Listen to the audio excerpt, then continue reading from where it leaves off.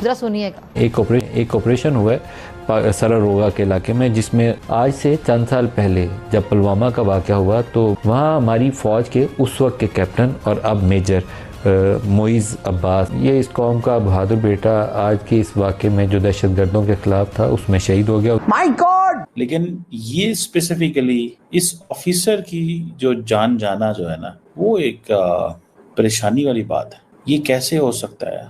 ये कौन कर सकता है?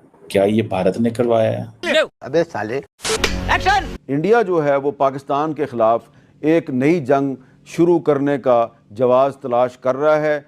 अच्छा, उसको जवाब मिले ना मिले, लेकिन उसकी कोशिश ये है कि वो इजराइल की तरह अटैक करेगा। ठीक है, लेकिन ऐसा होगा नहीं। मगर क्यों? और इजराइल को भी ये जान लेना चाहिए कि जब उसने ईरान पर हमला किया तो ठीक है, इस पूरी लड़ाई में ईरान की एयरफोर्स का कोई किरदार नजर नहीं आया, लेकिन पाकिस्तान एयरफोर्स के बारे में तो इजराइल को पता होना चाहिए। अरे क्या करूं मैं इसका? अब जंग होने के बाद पाकिस्तान भाग रहा है हर जगह कि जी हम J-35 भी ले लेते हैं और MQ-19 भी ले लेते हैं और हम नए ड्रोन्स भी ले लेते हैं। बहुत सारे लोगों को पता होगा, बहुत सारे लोगों को नहीं पता होगा कि मेजर साहब जो हैं वो उन्होंने अभिनंदन को पकड़ा था। लेकिन ये बड़ी इंपॉर्टेंट बात है कि ये उनकी जारी बात है, शोहरत ये बन गई हुई थी, उनकी शोहरत ये बन गई थी कि यार ये जो बंदा है ना, इसने अभिनंदन को ये अगर हमारे फौजियों तो देखें बहुत हमले हो रहे हैं, हमारे फौजियों पे बहुत हमले होते हैं, इतने हमले होते होंगे कि शायद आपकी सोच है या आप ये तसव्वुर कर सकते हो कि हमारे फौजी कितने को जो है ना उनकी जानें चली गई हैं। लेकिन ये स्पेसिफिकली इस ऑफिसर की जो जान जाना जो है ना, वो एक परेशानी वाली बात है। ये कैसे हो सकता है? ये कौन कर सकता है?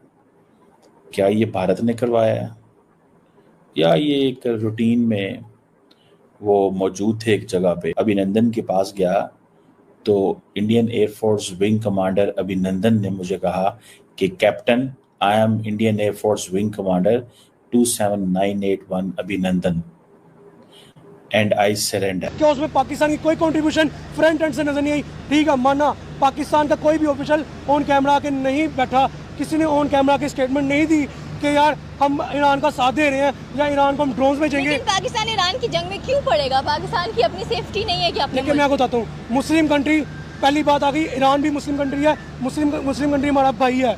ये बेसिक लॉजिक नजर आती है कि पाकिस्तान ईरान का साथ दे रहा है। पड़ेगा तो बाद की बात है ना कि इन फ्यूचर पड़ेगा कि नहीं पड़ेगा। पाकिस्तान पड़ चुका हुआ है। बैकएंड पे पाकिस्तान की जो सारी एक ऑर्गेनाइजेशन मैनेजमेंट नजर आ रही बैकएंड पे है। असल में खेल ईरान है और खिला कौन है? पाकिस्तान है। आप देखिए कि जितने मिसाइल ईरान ने दागे हैं अभी तक मारे इसराइल के ऊपर, उनमें क्या पाकिस्तान की कोई कंट्रीब्यूशन नहीं थी?